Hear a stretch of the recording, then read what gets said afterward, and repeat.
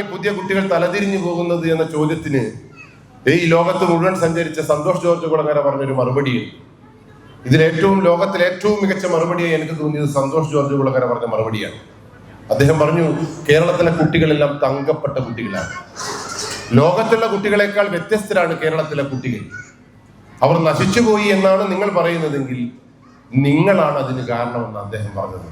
അദ്ദേഹം ചോദിച്ചു, നമ്മൾ എങ്ങനെയാണ്, അച്ഛനും അമ്മയും എങ്ങനെയാണ്, ഈ സമൂഹം എങ്ങനെയാണ് കുട്ടികളെ വഴിതെറ്റിക്കുന്നത് എന്ന് ചോദിച്ചപ്പോൾ അദ്ദേഹം പറഞ്ഞ മറുപടി, 3-ാമത്തെ വയസ്സ് മുതൽ അംഗനവാടിയിൽ പഠനം തുടങ്ങുന്ന കേരളത്തിലെ ഒരു കുട്ടി, 4 വയസ്സുള്ള കുട്ടി LKG പോകുന്ന കുട്ടി, 5 വയസ്സുള്ള കുട്ടി UKG എത്തുമ്പോൾ 6-ാമത്തെ വയസ്സിൽ 1-ാം ക്ലാസ്സിൽ ചേരുന്ന ഒരു കുട്ടി പഠിച്ച് 17 വയസ്സുകാരനാകുമ്പോൾ ആ 17 വയസ്സുകാരനായ കുട്ടി സ്കൂളിൽ നിന്ന് A+ കിട്ടി പുറത്തേക്ക് വരുമ്പോൾ ആ A+ കിട്ടിയ സർട്ടിഫിക്കറ്റ് ഇങ്ങനെ കാണിച്ചുകൊണ്ട് അമ്മ സ്റ്റാറ്റസ് ഇടുമ്പോൾ ഈ നാട്ടിലെ നാട്ടുകാരും ക്ലബ്ബുകളും അമ്പലങ്ങളും അവരെ ആദരിക്കുമ്പോൾ ഫ്ലക്സിൽ കുട്ടികൾ തിളങ്ങി നിൽക്കുമ്പോൾ ആ തിളങ്ങി നിന്ന സ്റ്റാറ്റസിൽ വന്ന +2 കുട്ടിക്ക് ഈ കുന്നുമക്കര റോഡിലൂടെ എങ്ങനെ നടക്കണമെന്ന് അറിയില്ല എങ്കിൽ, ഈ റോഡ് എങ്ങനെ മുറിച്ചു കിടക്കണമെന്ന് നിങ്ങളുടെ കുട്ടികൾക്ക് അറിയില്ല എങ്കിൽ പിന്നെ 12, 3, 15 കൊല്ലം കുട്ടികൾ സ്കൂളിൽ നിന്ന് എന്താണ് പഠിച്ചത് എന്ന് അദ്ദേഹം ചോദിച്ചത്.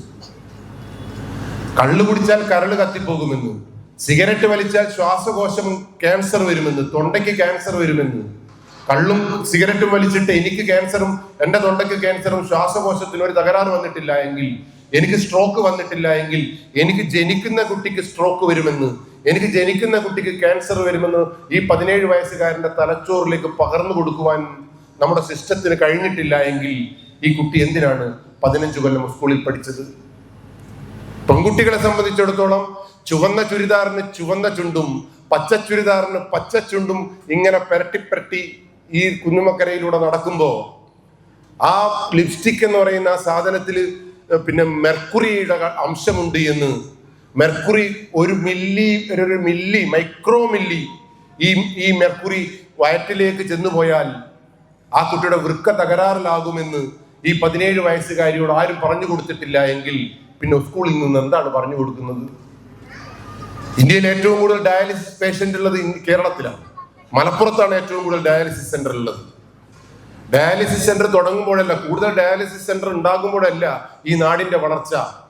ഡയാലിസിസ് സെന്ററുകളുടെ എണ്ണം കുറച്ച് ഈ ആരോഗ്യത്തെ സംരക്ഷിക്കുന്ന ഒരു മനുഷ്യ വിഭാഗം ഇവിടെ ഉടലെടുക്കുമ്പോഴാണ് ഈ നാട് വിജയിക്കുന്നത്, സക്സസ് ആവുന്നത് എന്നുള്ള ബോധം എന്റെ മുമ്പിൽ ഇരിക്കുന്ന രക്ഷാകർത്താക്കൾക്ക് ഉണ്ടാവണം. അവിടെയും ഈ ലിപ്സ്റ്റിക് ഇടുന്ന എന്തിനാന്ന് ആലോചിച്ച് നോക്ക്. എന്തിനാ ലിപ്സ്റ്റിക് ഇടുന്നത്? നാട്ടുകാരെ കാണിക്കാൻ.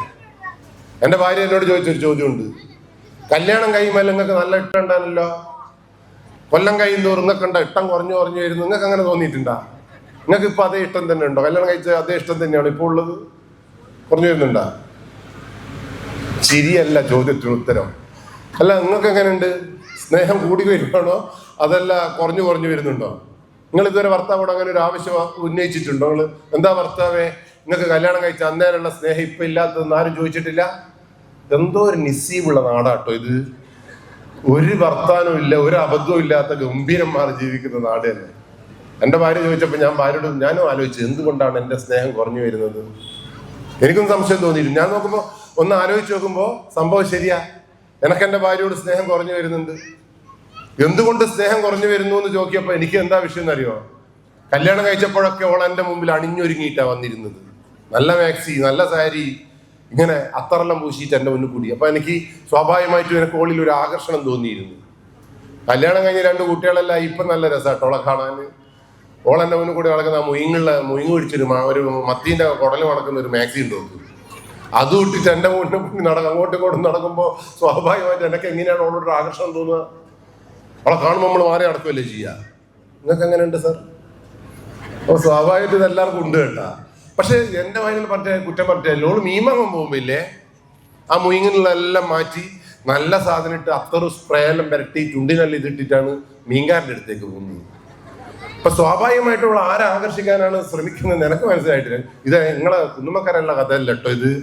നിങ്ങൾ ഗംഭീരമായിട്ട് എനിക്കറിയാം, വീട്ടിൽ ഇങ്ങനെ ഗംഭീരമായിട്ട് ഭർത്താവിനെ ആകർഷിക്കാൻ വേണ്ടി ഭർത്താവോട് സംസാരിക്കുകയും ഭർത്താവിനോട് പിന്നെ ചായ കൊടുക്കുകയൊക്കെ ചെയ്യുന്ന നല്ല ജന്മങ്ങളാണ് ഇവിടെ. ഇത് എൻ്റെ നാട്ടിലെ കഥയാണ് ഞാൻ പറയുന്നത്. അപ്പൊ സ്വാഭാവികമായിട്ടും അത് തന്നെയാണ് ഞാൻ നേരത്തെ പറഞ്ഞത്, മലയാളിയുടെ സംസ്കാരം. എല്ലാം പുറത്തുള്ളവനെ കാണിക്കാൻ വേണ്ടിയിട്ടുള്ള യുദ്ധത്തിൽ ജീവിക്കുന്ന ജീവിയുടെ പേരാണ് മലയാളി. അതുകൊണ്ട് നിങ്ങളെ വീട്ടിൽ സ്നേഹം കിട്ടണമെങ്കിൽ നമ്മൾ സ്നേഹം കൊടുക്കണം. എൻ്റെ ഭാര്യയോട് എനിക്ക് അറ്റാച്ച്മെന്റ് വേണമെങ്കിൽ അവൾ എന്നെ പരിഗണിക്കണം, വേണ്ടേ? അതേപോലെ നമ്മളെ മക്കൾ നാടുകളിലൂടെ നടക്കുമ്പോൾ മറ്റുള്ളവനെ കാണിക്കാനല്ല നടക്കേണ്ടുന്നത്. സ്വന്തം ശരീരത്തെക്കുറിച്ച്, സ്വന്തം മാനത്തെക്കുറിച്ച്, സ്വന്തം കുടുംബത്തെക്കുറിച്ച് അഭിമാനമുള്ള നട്ടെല്ല് നിവർത്തി നടക്കുന്ന തലയുയർത്തി പിടിച്ച ജന്മങ്ങളായി നിങ്ങളെ മക്കളെ മാറ്റണം. അതിനെന്ത് ആദ്യം നിങ്ങൾ എന്താ ചെയ്യണമെന്ന് അറിയും? ഈ മാറുന്ന ലോകത്ത് ആണും പെണ്ണും തമ്മിലുള്ള വ്യത്യാസം മനസ്സിലാക്കണം. എല്ലാവരും വിചാരിക്കുന്ന ആണിന്റെയും പെണ്ണിന്റെയും മനസ്സ് ഒരേപോലെ തന്നെയാണ്. ആണിന്റെ മനസ്സ് ആണിന്റെ മനസ്സാണ്, പെണ്ണിന്റെ മനസ്സ് പെണ്ണിന്റെ മനസ്സാണ്. ഇത് നിങ്ങൾ ആരോടും കുട്ടികളോട് പറഞ്ഞു കൊടുത്തിട്ടില്ല എങ്കിൽ ആ കുട്ടിക്ക് ഒരിക്കലും മനസ്സിലാവില്ല. ആ പെണ്ണ് ആണിനെ പോലെ മുടിമുറിച്ചത് കൊണ്ട് ഒരിക്കലും ഇവിടെ എന്താ പറയാ ജെൻഡറൈസ് ഒന്നും വരില്ല. ഈക്വൽ ഒരിക്കലും ആണും പെണ്ണും ഈക്വൽ ഒന്നും ആവില്ല. പക്ഷെ അവകാശങ്ങളും നിയമങ്ങളും രണ്ടുപേർക്കും ഒരേപോലെ ഇരിക്കണം. ഏതൊരു പെൺകുട്ടിക്കും രാത്രി 1 മണിക്ക് ഈ മണ്ണിലൂടെ നടന്നു പോകാൻ, തലയുയർത്തിപ്പിടിച്ച് നടന്നു പോകാൻ കഴിയണം. ഒരാൺകുട്ടിക്കും കഴിയണം. അതാണ് ഞാൻ വിചാരിക്കുന്ന സമത്വം എന്ന് പറയുന്ന വാക്ക്. അല്ലാണ്ട് ആണ് പെണ്ണിനെ പോലെ മുടി നീട്ടിയാൽ ജെൻഡർ ഈക്വാലിറ്റി ആയി എന്നും, പെണ്ണാണിനെ പോലെ മുടി മുറിച്ചാൽ ജെൻഡർ ഈക്വാലിറ്റി ആയിരുന്നു, ആണ് പെണ്ണിനെ പോലെ വന്യനിട്ടാൽ ജെൻഡർ ഈക്വാലിറ്റി ആയി എന്നൊന്നും വിചാരിക്കുന്ന ഒരു മനുഷ്യനല്ല ഞാൻ. നിങ്ങൾക്ക് വേണമെങ്കിൽ വിചാരിക്കാം, അത് നിങ്ങളുടെ അവകാശമാണ്, ഇത് എൻ്റെ അവകാശമാണ്. ഇത് വിശ്വസിക്കാം, വിശ്വസിക്കാതിരിക്കാം. അവിടെ എനിക്ക് എൻ്റെ മക്കളോട് ഞാൻ പറഞ്ഞു കൊടുക്കുന്ന ഒരു കാര്യം എന്താ അറിയോ? ആണിന്റെ മനസ്സല്ല പെണ്ണിന്റെ മനസ്സ്. ആണിന്റെ മനസ്സിന്റെ പ്രത്യേകത എന്താ? ആണിന്റെ മനസ്സിന്റെ പ്രത്യേകത, ആണിന്റെ മനസ്സ് എപ്പോഴും, ആണും പെണ്ണും ഓപ്പോസിറ്റ് സെക്സ് എപ്പോഴും ആകർഷിക്കപ്പെടും. സജാതീയ ധ്രുവങ്ങൾ ആകർഷിക്കപ്പെടുമെന്ന് പറയുന്ന പോലെ ആണും പെണ്ണും ഓരോ നിമിഷവും ആകർഷിക്കപ്പെടും. അത് ലോക തത്വമാണ്. ആണും പെണ്ണും ആകർഷിക്കപ്പെട്ടിട്ടില്ല എങ്കിൽ ഈ ലോകം നിലനിൽക്കില്ല. ശരിയാണല്ലോ? പക്ഷെ ആണിനെ പോലെയാണ് പെണ്ണിന്റെ മനസ്സ് എന്ന് പറയുന്ന വാദം തെറ്റാണ്. അതിനെന്ത് വേണമെന്ന് അറിയുന്നത്? ആത്മവിശ്വാസമുള്ള മനസ്സുണ്ടാവണം.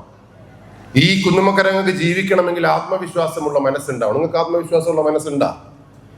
Yes or no? Yes, very good. എങ്ങനെ നിങ്ങൾക്ക് മനസ്സിലായത് ആത്മവിശ്വാസം ഉണ്ട് എന്ന്? വളരെ സിമ്പിൾ ആയിട്ടുള്ള ഒരു ഉദാഹരണത്തിലൂടെ ഞാൻ തെളിയിച്ചു തരാം. നിങ്ങൾ കാക്കേനെ കണ്ടിട്ടുണ്ടോ?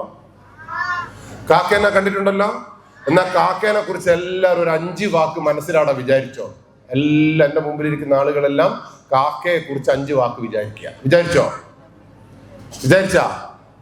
ഇനി ഞാൻ ഈ വിരൽ ഇങ്ങനെ കൊണ്ടുവരുമ്പോ ഈ വിരൽ ഏതോ ഒരു സ്ഥലത്തവിടെ നിൽക്കും. ആ സ്ഥലത്ത് നിൽക്കുമ്പോ ഇല്ലേ, ഈ വിരൽ നിൽക്കുന്ന ആള് ഓടി ഈ സ്റ്റേജിൽ വന്നിട്ട് കാക്കയെ കുറിച്ച് 2 വാക്ക് ഇങ്ങനെ നിന്ന് സംസാരിക്കണം.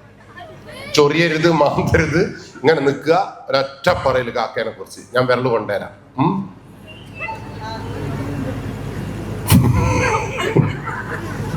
നിങ്ങൾ ഇവിടെ നിങ്ങളെ നോക്കിയാൽ ചിരിച്ചു മരിച്ചു. ഞാൻ വിരൽ കൊണ്ടുവരുമ്പോ ഇല്ലേ, അമ്പലത്തിൽ 10 അരി ചാക്ക്, മനസ്സിലായി, 10 ചാക്ക് അരി ഇപ്പം ഞാൻ കൊടുക്കും. വിരൽ നിൽക്കരുത്. ഈ അമ്പലത്തിലെ ഈ ശിവരാത്രി മഹോത്സവം മുഴുവൻ ഞാൻ സ്പോൺസർ ചെയ്യാം, എന്നാലും ഈ വിരൽ എൻ്റെ നേരെ നിൽക്കരുത് എന്ന് പ്രാർത്ഥിക്കുന്ന മനുഷ്യജനങ്ങളെ എനിക്ക് മനസ്സിലാക്കാൻ പറ്റിയത്. എന്തിനാ ഞങ്ങൾ ഈ 10 ചാക്ക് അരി ഇവിടെ കൊടുത്തത്? എന്തിനാണ് ചുറ്റുവിളക്ക് നേർന്നത്? എന്തിനാണ് ശിവരാത്രി സ്പോൺസർ ചെയ്തത്? കാക്കേനെ കുറിച്ച് 2 പറയുന്നതിന്.